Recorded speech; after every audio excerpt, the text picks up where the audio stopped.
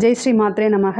ஜெய் குருதத், ஜெய் குரு பரசுராம். நமஸ்காரம். நான் கரூர்லேருந்து வல்சலா பணிக்கர், பிரசன்ன ஜோதிடர். இன்றைக்கி நம்ம 2024 குரோதி வருடத்துடைய குரு பெயர்ச்சி பலன்கள் பார்க்க போகிறோங்க. மிதுன ராசிக்கு பார்க்க போகிறோம். திருக்கணிதப்படி குரு பயிற்சி திருக்கணிதப்படி 30/4/2024 சித்திரை மாதம் 17ஆம் தேதியும், வாக்கியப்படி 1/5/2024 சித்திரை மாதம் 18ஆம் தேதியும் குரு மேச ராசியிலிருந்து ரிஷப ராசிக்கு பயிற்சி ஆகிறாருங்க. மிதுன ராசிப்படி இப்போ நான் சொல்லக்கூடியது மிதுன ராசிக்கும் சரிங்க, மிதுன லக்னத்தில் பிறந்தவங்களுக்கும் 90% கரெக்டாக தான் இருக்கும். இருந்தாலும் ஒரு 100% அக்யூரேட்டான பலன்கள் வேணும் அப்படின்னா உங்களுடைய ஜாதகத்தில் கிரகங்களுடைய நிலை மற்றும் கோச்சாரத்தில் இருக்கக்கூடிய நிலையும் ப்ளஸ் இப்போ என்ன தசா புத்தி போயிட்டுருக்கு அப்படிங்கிறத வச்சு தான் நம்ம ஒரு 100% அக்யூரேட்டான பலன்களை கணிக்க முடியுங்க. மிதுன ராசியை பொறுத்த வரைக்கும் குரு இப்போது இவ்வளோ நாளாக லாபஸ்தானத்தில் இருந்தார். இப்போ விரயஸ்தானம் 12ஆம் இடத்துக்கு வந்திருக்காரு. 12ஆம் இடம் அப்படிங்கிறது விரயம் மட்டும் கிடையாது, அது இன்வெஸ்ட்மெண்ட்டும் கூட. அதாவது நீங்கள் பிஸ்னஸ்க்கு இப்போ ஏதாவது இன்வெஸ்ட் பண்ணலாமா அப்படின்னு கேட்டிங்க அப்படின்னா குரு உங்களுக்கு 12ஆம் இடத்துல இருந்து 4ஆம் இடத்தை பார்க்குறாரு, 6ஆம் இடத்தை பார்க்குறாரு, அதே நேரத்தில் அஷ்டமஸ்தானத்தையும் பார்க்குறாரு. அதனால் நீங்கள் இப்போ எப்படியா இருந்தாலும் உங்களுக்கு விரயஸ்தானத்தில் இருக்கனால அந்த விரயத்தை நீங்களாவே பிளான் பண்ணிக்கணும். அதை சுப விரயமாக மாற்றிக்கிறது ரொம்ப ரொம்ப நல்லது. ஸோ இப்போ விரயம் அப்படின்னா சுப விரயம் அப்படின்னா நீங்கள் பணத்தை வச்சுருந்தீங்க அப்படின்னா அது ஒன்று நீங்கள் என்ன பிஸ்னஸில் போட்டால் தான் இன்வெஸ்ட்மெண்ட்டாக மாற்றுங்க. 12ஆம் இடம்ங்கிறது இன்வெஸ்ட்மெண்ட்டாக மாற்றுறது ரொம்ப ரொம்ப புத்திசாலித்தனம். மிதுன ராசியில் பிறந்தவங்க எல்லாமே ஃபஸ்ட்டு அதனால் அதுக்கு புதன் தான் அதிபதி. அப்போ புத்திசாலித்தனமாக தான் யோசிப்பாங்க. அதனால் கையில் பணம் நீங்கள் வச்சுருந்தீங்க அப்படின்னா அது கண்டிப்பாக அது ஏதோ ஒரு விரயம். நீங்கள் பிஸ்னஸ்க்கு இன்வெஸ்ட் பண்ணலைன்னா அது ஒரு மருத்துவ செலவாக தான் மாறும். ஒன்று நீங்கள் வீடு கட்டுறதுக்கு உண்டான அமைப்போ அல்லது பெரிய வாகனங்கள் வாங்கக்கு உண்டான அமைப்போ அந்த மாதிரி பண்ணிக்கிறது ரொம்ப ரொம்ப நல்லது. 4ஆம் இடத்தை பார்க்குது. 4ஆம் இடம் அப்படின்னா வீடு கட்டக்கூடிய அமைப்புகள் இருக்குங்க. பிஸ்னஸை பொறுத்த வரைக்கும் உங்களுக்கு 12ஆம் இடம்ங்கிறனால பிஸ்னஸுக்காக நீங்கள் வெளிநாடு அல்லது வெளி மாநிலம் செல்லக்கூடிய அமைப்புகள் இருக்குங்க. இப்போ ஆல்ரெடி பண்ணிகிட்ருக்கிறது பிரான்ச் போடலாமா, வெளி மாநிலத்துலேயோ அல்லது வெளிநாட்டிலேயே நம்ம ஆரம்பிக்கலாமா, இன்னொரு பிரான்ச் ஆரம்பிக்கலாமா அப்படின்னா தாராளமாக ஆரம்பிக்கலாம். 12ஆம் இடம்னாலே இந்த மாதிரி பிரான்ச்சஸ் பண்ணிகிட்ருக்கிறதே இன்னொரு அடுத்த கட்டத்துக்கு போகக்கூடிய அமைப்புகளை ஏற்படுத்தி கொடுப்பாருங்க குரு. ஸோ அது வந்துச்சு அப்படின்னா அந்த ஆப்பர்ச்சுனிட்டியை மிஸ் பண்ணாமல் அதை கரெக்டாக நீங்கள் யூஸ் பண்ணிக்கணும். பிஸ்னஸை பொறுத்த வரைக்கும் இது ஒரு நல்ல சேஃபான பீரியடு. இதை கரெக்டாக நீங்கள் யூஸ் பண்ணிக்கோங்க. நீங்கள் வேலை பார்த்துட்டு இருந்தாலும் 6ஆம் இடத்தை குரு பார்க்குறாரு. வேலையில் உத்தியோகத்தில் இருக்கவங்களும் என்னென்னா வெளிநாடு வெளி மாநிலம் செல்லக்கூடிய அமைப்புகள் இருக்குங்க. வேலையில் இருக்கவங்க ரொம்ப ரொம்ப கவனமாக இருக்கணும்.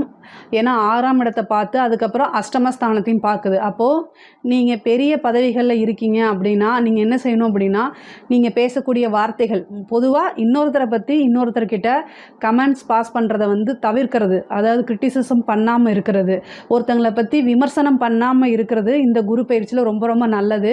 இல்லைன்னா அது உங்களுக்கு ஒரு பெரிய பிரச்சனையாக மாறிடும். ஏன் அப்படின்னா 12ஆம் இடத்துல இருந்து அஷ்டமஸ்தானத்தையும் பார்க்குது, 6ஆம் இடத்தையும் பார்க்குது.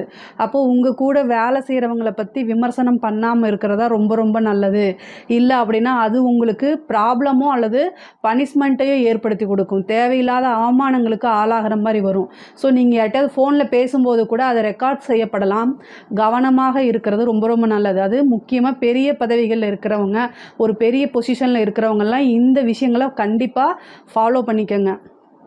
அதே மாதிரி உங்களுக்கு மன இறுக்கங்கள் வந்தாலோ மைண்டு சரியில்லை அப்படின்னாலோ என்ன செய்யுங்க, நீங்கள் செல்ஃப் ட்ரைவ் பண்ணுறதை அவாய்ட் பண்ணிக்கணும். ஏன்னா குரு உங்களுக்கு 4ஆம் இடத்தை பார்க்குறாரு. 4ஆம் இடம் அப்படிங்கிறது தான் வண்டி வாகனங்களை குறிக்கக்கூடியது.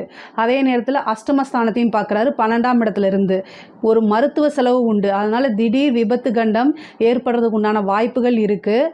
முக்கியமாக குரு தசை நடக்கக்கூடியவங்களோ அல்லது குரு புத்தி நடக்கக்கூடியவங்களோ செல்ஃப் ட்ரைவ் பண்ணுறது, பிஸ்னஸ் விஷயமாக வெளிநாடு போகும்போது வெளி மாநிலங்களோ வெளியூர் செல்லும்போது சரி நம்ம நைட்டு நம்ம வேலை முடிச்சுட்டு நைட் டைம் நம்ம ட்ராவல் பண்ணிக்கலாம், விடிஞ்சோன்னே மீட்டிங் அட்டன் பண்ணிக்கலாம் அப்படின்னு நீங்கள் நினைக்காதீங்க. ஒன்று நீங்கள் டிரைவரை போட்டுட்டு போகணும். அப்படி இல்லை அப்படின்னா பஸ்லேயோ ட்ரெயின்லேயோ சேஃபாக ட்ராவல் பண்ணுறது ரொம்ப ரொம்ப உத்தமம். நைட் டைம் ட்ராவலை அவாய்ட் பண்ணிக்கிறது ரொம்ப ரொம்ப உத்தமம். அது வந்து இதுக்காக நீங்கள் செலவு பண்ணுறது தப்பே கிடையாது.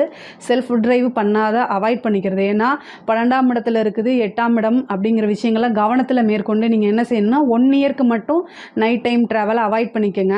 அதே மாதிரி ஹெல்த்து 6ஆம் இடத்தை பார்க்குறனால ஹெல்த்து சம்மந்தப்பட்ட இஷ்யூவும் வரும். சாதாரண ஒரு சின்ன விஷயம் தானே அப்படிங்காதீங்க, அது சர்ஜரி வரைக்கும் கொண்டு போய் விடும். ஸோ அதனால் ஹெல்த்து சம்மந்தப்பட்ட விஷயங்களை ரொம்ப ரொம்ப கவனமாக இருக்கணும். அதே மாதிரி தாயாருக்கும் சின்ன விஷயம் தானே நாளைக்கு பண்ணிக்கலாம், அடுத்த மாதம் போய் டாக்டர்கிட்ட பார்த்துக்கலாம் அப்படின்னு விடாதீங்க. உங்கள் தாயாருக்கும் சர்ஜரி அல்லது மருத்துவ செலவுகள் ஆகிறதுக்கு உண்டான வாய்ப்புகள் இருக்குது. உங்களுக்கும் சரி தாயாரோடைய உடல்நிலையிலையும் சரி ரொம்ப ரொம்ப கவனமாக இருக்கணும்.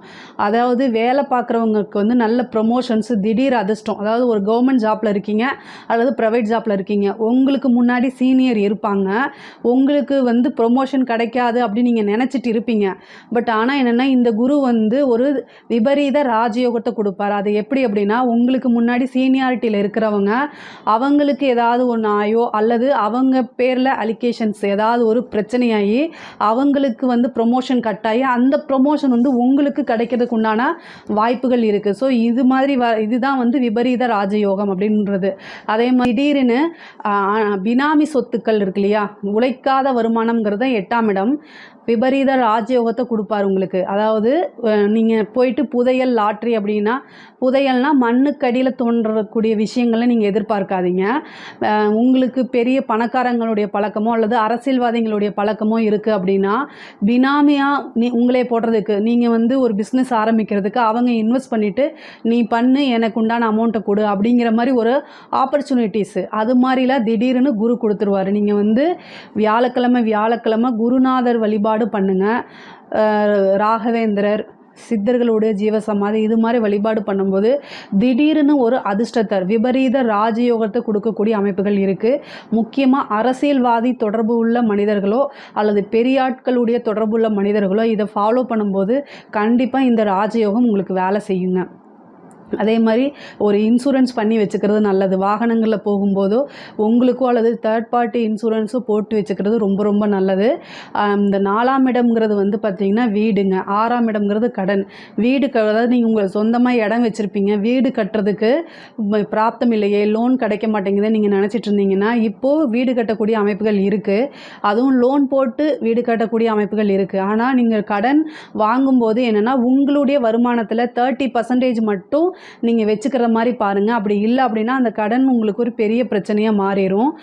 வீடு கட்டுறதுக்கு வந்து பார்த்திங்கன்னா ஆல்ரெடி வீடு கட்டியிருப்பீங்க, ஏதோ ஒரு காரணத்தினால நின்று போயிருக்கும். இந்த குரு வந்து 4ஆம் இடத்தை பார்க்குறதுனால வீடு கட்டக்கூடிய அமைப்புகள் இருக்குங்க. அந்த இடங்கள் வாங்கக்கூடிய அமைப்புகளும் இருக்குங்க. வீடு வாகனம் வாங்கக்கூடிய அமைப்புகள் இருக்குது.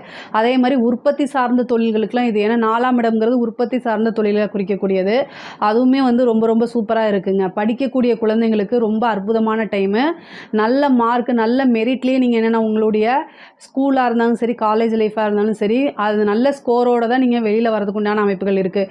படிக்கக்கூடிய குழந்தைங்களுக்காக இருந்தாலும் இது ரொம்ப ரொம்ப சூப்பரான டைமு. அதே முக்கியமாக மிதுன ராசி லக்னத்தில் இருக்கக்கூடிய குழந்தைகளுடைய பேரண்ட் வந்து ரொம்ப கவனமாக இருக்கணும். படிப்பை பொறுத்த வரைக்கும் உங்களுக்கு பிரச்சனை கிடையாது. அஷ்டமஸ்தானத்தை பார்க்குது, அவங்க படிக்கிறாங்களா அப்படிங்கிறத நீங்கள் செக் பண்ணிக்கணும். 8ஆம் இடம்ங்கிறது அவமானங்களை தேடித்தரும் அல்லது ட்ராக் மாறி போகக்கூடிய அமைப்பையும் கொடுத்துருங்க. அவங்க வந்து சோஷியல் மீடியாவில் பேசி பழகிக்கிட்டு இருக்காங்களா அப்படிங்கிறதெல்லாம் பார்க்கணும். பெண் குழந்தைகளை ரொம்ப ரொம்ப கவனமாக இருக்கணும். இந்த காலகட்டத்தில் புரிய வைக்கணும், சோஷியல் மீடியாங்கிறது வேறு லைஃபு, அதாவது ரீல் அப்படிங்கிறது வந்து ரீல் தான், ரியல் கிடையாது அப்படிங்கிறத புரிய வச்சே ஆகணும் உங்கள் குழந்தைங்களுக்கு. இல்லை அப்படின்னா அவங்க வேறு ஏதாவது ஒரு விஷயத்தை நம்பி வீட்டை விட்டு வெளியில் போகிறதுக்கு உண்டான வாய்ப்புகள்லாம் இருக்குது. ஏன்னா 12ஆம் இடம்ங்கிறது, அதனால் வந்து அதாவது ட்ராமாஸ் இதெல்லாம் பார்த்துட்டு வெளியில் போகிறதுக்கு உண்டான வாய்ப்புகள் இருக்குது. அதனால் இதில் ரொம்ப ரொம்ப கவனமாக இருங்க. முக்கியமாக பெண் குழந்தைகள் அந்த மாதிரி விஷயங்களில். அதே மாதிரி அவங்க பழகக்கூடிய டீச்சர்ஸ், அவங்க ஸ்கூலில் எப்படி டீச்சர்ஸ்க்கும் அவங்களுக்கு எப்படி ரிலேஷன்ஷிப் இருக்குது அப்படிங்கிறதுல ரொம்ப ரொம்ப கவனமாக இருக்கிறது நல்லது. ஏன்னா முக்கியமாக மிதுன ராசியில் இருக்கக்கூடிய பெண்கள் வந்து ரொம்ப கவனமாக இருக்கணும். ஏன்னா குரு அஷ்டமஸ்தானத்தை பார்க்குது. நீங்கள் உங்களுடைய ஒர்க் சம்மந்தமாக பிஸ்னஸ் சம்மந்தமாக வெளியில் போகும்போது பழகக்கூடிய நபர்கள்கிட்ட வந்து ரொம்ப கவனமாக இருக்கணும். அவமானத்தை தேடி தந்துரும். தேவையில்லாத நபர்கள்கிட்ட பேசுகிறதோ அல்லது உங்கள் வீட்டில் நீங்கள் சொல்லாமல் போகிறதோ அவமானங்களும் ஒரு பெரிய பிரச்சனைகளும் சந்திக்கிற மாதிரி வந்துடும். அப்போ உங்கள் குடும்ப நபர்களே உங்களுக்கு உதவி செய்ய மாட்டாங்க.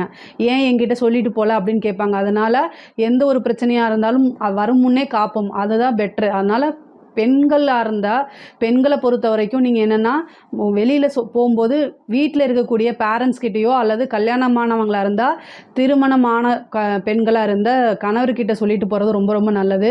குரு வந்து 6ஆம் இடத்தை பார்க்குறாரு. கணவனாக இருந்தால் மனைவியும், மனைவியாக இருந்தால் கணவனும் ஒருவரை ஒருவர் அட்ஜஸ்ட் பண்ணி போகக்கூடாது.